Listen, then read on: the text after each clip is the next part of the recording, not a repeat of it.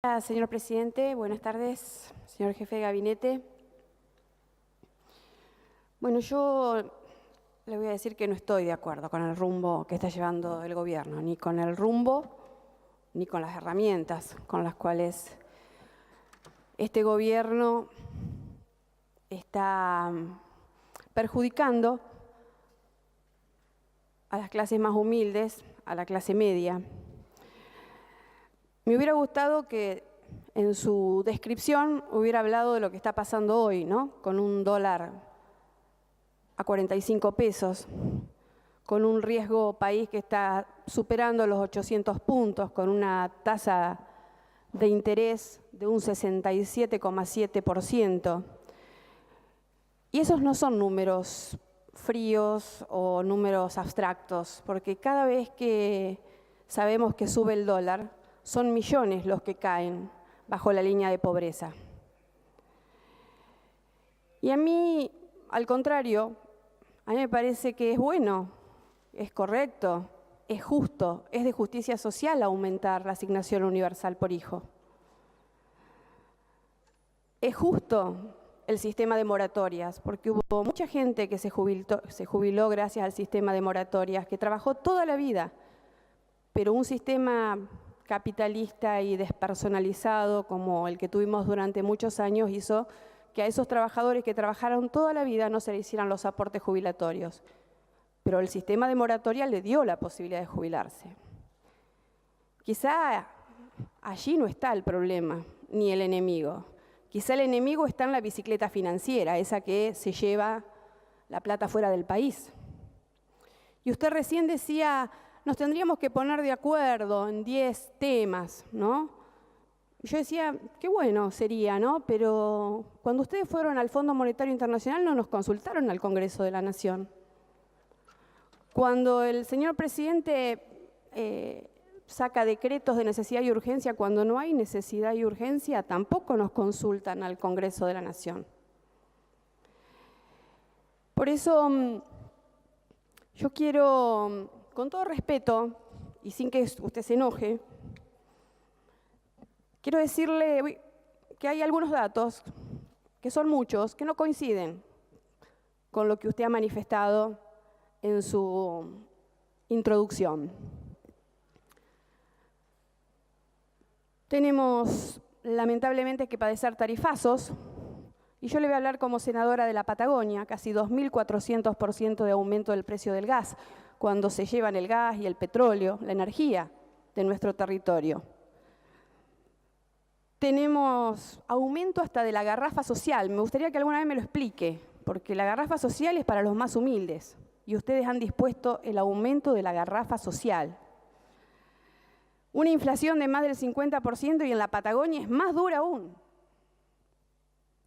La industria cayó. Tenemos una empresa que se llama Alcalis de la Patagonia con 400 trabajadores que no saben si mañana van a tener trabajo. No hay apoyo para esos trabajadores. Tienen una deuda con Camusi que es impagable y le ha significado el embargo de gran parte de esa empresa. Le hablo de una de las pocas industrias que están en pie en la provincia de Río Negro. Le hablo de Alpat, de Alcalis de la Patagonia. Estoy esperando la audiencia con el ministro Sica. Esperemos que se den estos días porque los trabajadores ya no aguantan más. Decíamos recién, hablábamos de las pymes.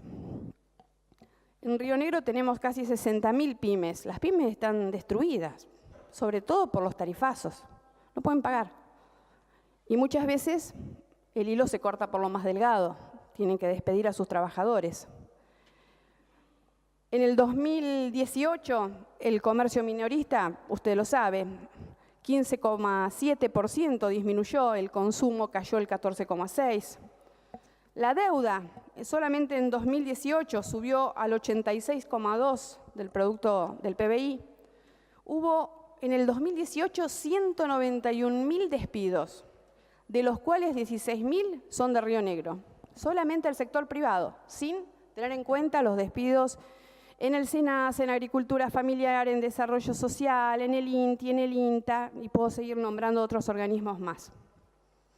Usted hablaba recién del apoyo a Aerolíneas Argentinas. Bueno, a mí me encantaría que eso sea cierto, porque yo he visto muchos trabajadores de Aerolíneas Argentinas peleando porque se jerarquice su empresa. Lamentablemente, la ciudad de Viedma, que es la capital de la provincia de Río Negro, es la capital más castigada por este gobierno. Solamente tiene 5 vuelos semanales, una capital de provincia. La pobreza subió, de acuerdo a los datos de la UCA, de la Universidad Católica Argentina, al 31,3%. 1 de cada 2 niños son pobres en la Argentina, en un país tan rico que le puede dar de comer al mundo. La ciencia. En Río Negro están por cerrar el programa de agricultura familiar del INTA. Nos preocupa eso, señor jefe de gabinete. Las obras públicas, 55% ha disminuido el envío de fondos para obras públicas como la Ruta 22. La Ruta 151, usted me contestó, no va a haber fondos. ¿Usted sabe que la Ruta 151, que es la que une Catriel con la ciudad de Chipoleti, en esa ruta se mata gente todo el tiempo? Y ustedes hablan del plan Rutas Seguras, que yo por supuesto aplaudo, me encantaría que exista el plan Rutas Seguras. Sin embargo, no hay un peso para esa ruta, como tampoco para los 24 jardines de infantes que están frenados en la provincia de Río Negro. Y hablar de lo que significa con las economías regionales. Usted sabe perfectamente la crisis de la pera y la manzana. Este año ni siquiera hubo un crédito del Fondagro, ni siquiera hubo endeudamiento, ni para los planes sanitarios, ni para las tareas de poda, ni para las tareas de poda, decía, ni para ninguna de las tareas culturales. Los productores siguen desapareciendo. No se los ayuda en absoluto. Yo no diría que está en crisis la fruticultura, están en crisis los productores, a los cuales no les derrama ese efecto de la devaluación. Al pequeño y mediano productor de pera y manzana no les ha llegado los efectos de este nuevo plan que ustedes han implementado hace 3 años. Están pidiendo una compensación de 1,50 pesos por kilo de pera y manzana. Ustedes compensan a las grandes empresas energéticas, a las que se llevan millones de este país, a las que han engrosado sus bolsillos.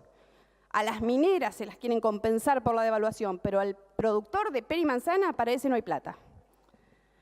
Los jubilados han perdido el 20% del poder adquisitivo, ¿no?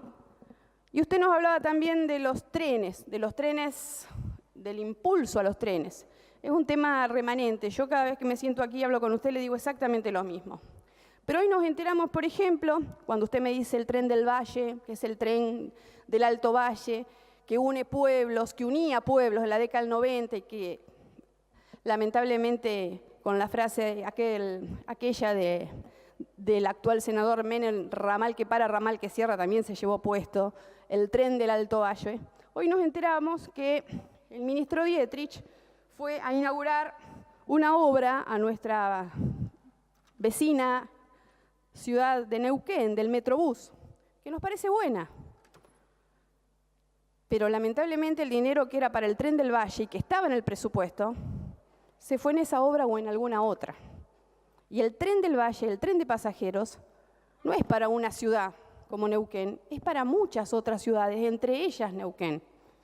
Y a lo mejor evitaría muchas muertes de la Ruta 22, porque usted sabe, señor presidente, que se mata gente también en la Ruta 22 por la situación actual, en que la ruta está absolutamente abandonada en distintos tramos de construcción.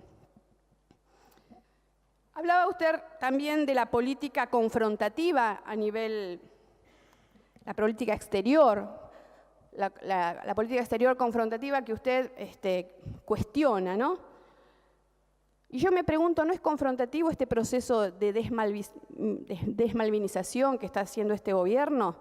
¿No nos consultaron al Congreso de la Nación cuando firmaron el Pacto Foradori-Duncan, un pacto de entrega de nuestra soberanía, de liberar prácticamente lo que es la pesca, la explotación de los hidrocarburos en la plataforma continental argentina. Yo desde ya le digo que en estas vísperas de las horas de Malvinas voy a pedir la derogación de ese pacto entreguista a Inglaterra, el usurpador inglés. Usted sabe que existe allí en las Islas Malvinas una base militar que los misiles están apuntando para el territorio argentino. Entonces, para eso sí necesitamos una política de confrontación, no de guerra, pero sí de poner las cosas en claro con un conflicto diplomático que seguramente nos va a llevar muchos años, pero jamás renunciando a la reivindicación de los derechos argentinos sobre las Islas Malvinas. Y por último, señor jefe de gabinete, le digo, como ya se lo hemos dicho en otras veces, yo no comparto este rumbo porque acá no todos pierden. Hoy escuchaba decir al señor presidente de la Nación, la gente tiene que aguantar. Lo decía cuando salía del Congreso de la Lengua en Córdoba. La gente tiene que aguantar, la gente tiene que aguantar. Bueno, parece que no todos pierden y tienen que aguantar. Porque, por ejemplo, el grupo Midland, Lewis, Pampa Energía, Edenor, en el 2018 ganó algo así como 3.256 millones de pesos. El señor Nicky Caputo, amigo del presidente con Central Puerto, ganó 16.000 millones de pesos. Ni contar los bancos, que ganaron 172.000 millones de pesos. Por eso, señor jefe de gabinete, voy a pedirle, como dijo ese trabajador que todos conocimos en los medios, hagan algo hay que hacer. Y todavía tienen tiempo. Muchas gracias.